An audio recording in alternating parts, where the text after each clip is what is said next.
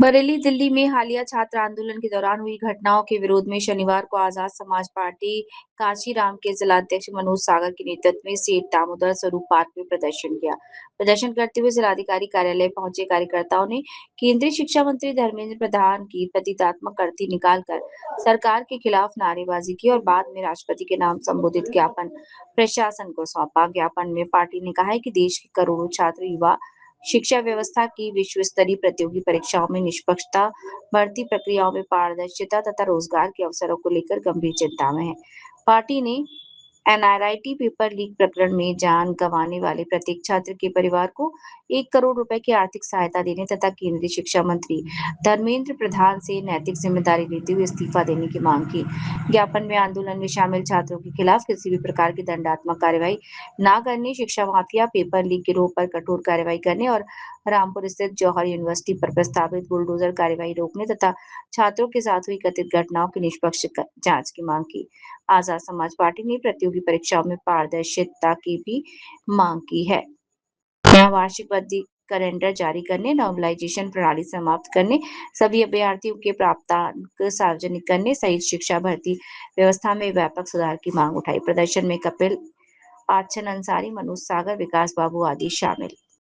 देखिए 20 से 25 दिनों से लगातार दिल्ली में 20 से 25 दिनों से लगातार छात्र युवा जंतर मंतर पर आंदोलनरत है, क्योंकि देश का परीक्षा सिस्टम है, जो शिक्षा व्यवस्था है, वो पूरी तरह से ध्वस्त हो चुकी है। और लगातार देश में हो रही, सिर्फ नीट की परीक्षा नहीं, लगातार देश में हो रही परीक्षाएं लगातार लीक हो रही हैं। और अभी भी हमने देखा कुछ एक हफ्ते पहले उत्तराखंड में भी परीक्षा लीक हुई। तो ये गंभीर चिंता का विषय है। इसी को लेकर छात्र अपने ये न्याय की मांग और शिक्षा प्रणाली और शिक्षा जो एग्जाम है उनको दुरुस्त करने की व्यवस्था दुरुस्त करने के लिए लगातार वो जंतर मंतर पे आंदोलनरत है। 20 मार्च को हमने देखा, पूरे देश ने देखा कि भाजपा की जो सरकार है उसके द्वारा आंदोलन को दबाने के लिए छात्रों को कुचला गया, बल लाठीचार्ज किया गया, जिसमें कई छात्रों पे गंभीर चोटें आई और जो आंदोलन था शांतिपूर्ण आंदोलन को दबाने का काम किया गया।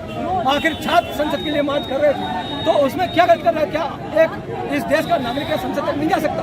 क्या संसद तक अपनी मांग नहीं रख सकता?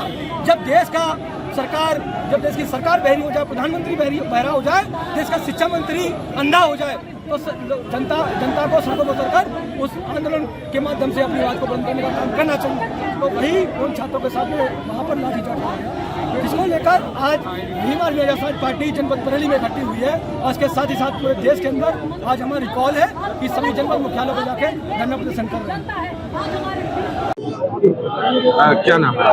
मेरा नाम कामना जगन्नाथ है। जानना चाहेंगे आप कलेक्ट्रेट आए हैं, काफी छात्रों की संख्या में, क्या मामला ये है कि आज से नहीं बल्कि 14-15 वर्षों से लगातार 66 पेपर लीक हो चुके हैं।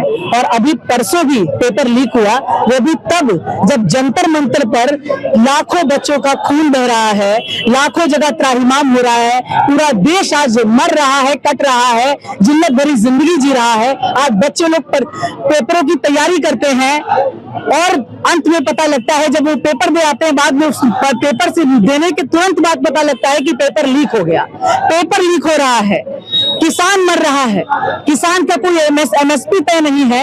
आज जो है देश के अंदर लगातार दलितों, पिछड़े मुसलमानों पर रोज किसी को दाढ़ी टोपी के लिए मारा जा रहा है, किसी दलित को सिर्फ जाति के लिए मारा जा रहा है। आज ये लोग कहाँ जाएं?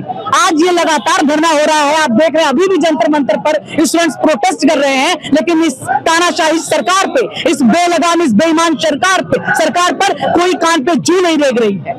हम यही चाहते हैं, हम तब तक चैन से नहीं बैठेंगे जब तक धर्मेंद्र प्रधान इस्तीफा नहीं दे देंगे। और हम ये कहना चाहते हैं कि धर्मेंद्र प्रधान आपको इस्तीफा देना पड़ेगा, क्योंकि शिक्षा मंत्री के नाम पर आप कलंक हो। आपने इस देश की जितनी जनता है, आज हमारे 30 करोड़ बच्चे बेरोजगार घूम रहे, 45 साल का रिकॉर्ड टूट गया, महंगाई का रिकॉर्ड टूट गया, लेकिन आज हमारे प्रधानमंत्री नरेंद्र मोदी देश की जनता से ये कह रहे हैं कि आप विदेश यात्रा मत करो। आप जो है क्या कल को कहेंगे सांस लेना बंद कर दो, शादियां करना बंद कर दो, और खुद 20-20 लाख का सूट पहन करके विदेशों में यात्रा कर रहे हैं। आज ना जाने 43 विदेशी यात्रा वो लोग कर चुके हैं, विदेशी जो है जगहों की, लेकिन आज जनता त्राहिमाम हो रही है। आप देख लीजिए पीछे मेरे कितना ज्यादा धरना हो रहा है, लगातार लोग जो है परेशान है, बच्चे लोग यहाँ पर ज्ञापन देने के आए। हमारी पार्टी, हमारा नेता, हमारा संगठन, हमारे लोग सब यहाँ पर एकत्रित हैं। एक ही पार्टी है जो आज इस मुद्दे के लिए सबसे ज्यादा जो है हमारा नेता तैयार खड़ा है और लड़ रहा है। मैं सलाम करना चाहूंगी उन बच्चों को, उन हस्तियों को जो वतन के लिए प्राण न्यौछावर करते हैं। जमाने भर में मिलते हैं आशिक कई, मगर वतन से खूबसूरत कोई सनम नहीं होता। नोटों में लिपट कर सोने में सिमट कर, नोटों में लिपट कर सोने में सिमट कर मरे हैं कोई, मगर तिरंगे से खूबसूरत कोई कफन नहीं होता, कोई कफन नहीं होता। महिलाओं के साथ में अपकता की गई है, उसको क्या कहना चाहिए? बेटियां जो कहा जाता है इस देश में कि बेटियों को देवियों की तरह पूजा जाता है, कहाँ गई? क्या सिर्फ खाली ये माइथोलॉजिकल कॉन्सेप्ट बना के रख दिया? आपके वेदों में, आपके पुराणों में जगह जगह कहा गया है कि वेदियां जो बेटियां हैं वो देवियां हैं, लक्ष्मी है, सरस्वती है, दुर्गा है। तो फिर आपने कैसे उनके ऊपर लाठीचार्ज किया? कैसे आपने उनके प्राइवेट पार्ट्स के ऊपर लाठी चलाया? बेटियों की छातियों के ऊपर लाठी चलाया जा रहा है। आपको शर्म नहीं आती? आपके घरों में बेटियां हैं।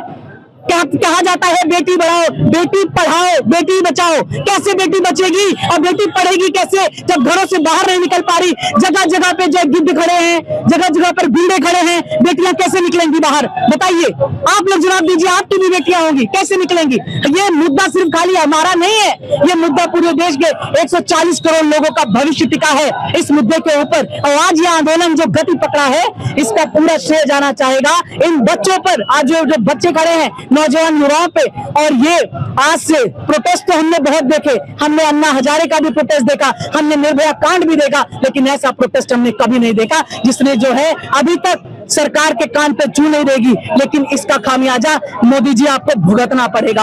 आने वाले भविष्य में आपको इसका खामियाजा भुगतना पड़ेगा। और आप देख लेना, आपको ईंट का जवाब पत्थर से मिलेगा, क्योंकि हम लोग संविधान प्रेमी लोग हैं। आपने देखा है कि हमें भारतीय संविधान 19(1)(a) और 19(1)(b) हमें यह प्रावधान देता है, हमें अधिकार देता है कि हम शांतिपूर्वक बिना हथियारों से लैस कहीं पर भी धरना प्रदर्शन कर सकते हैं। लेकिन आपने संविधान का कत्ल किया, आपने सभी बच्चों के ऊपर लाठी चार्ज किया। वो बच्चे संविधान प्रेमी रूप में बैठ करके धरना प्रदर्शन कर रहे थे, लेकिन आपने सारी सीमाएं लांघ दी। आपने अपने जो बिना वर्दीधारी गुंडे तो घूम ही रहे थे, और जो बिना वर्दीधारी, आपने अपने RSS, बजरंग दल, विश्व हिंदू परिषद सभी गुंडों को भेजा उस प्रोटेस्ट के अंदर, और सभी लोगों ने जमकर लाठियां बरसाई।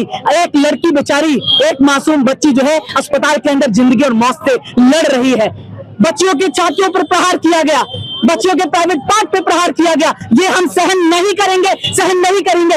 एक एक लाठी का हिसाब गृह मंत्री देंगे जवाब, एक एक लाठी का हिसाब गृह मंत्री देंगे जवाब। जय भीम, जय भारत, जय संविधान।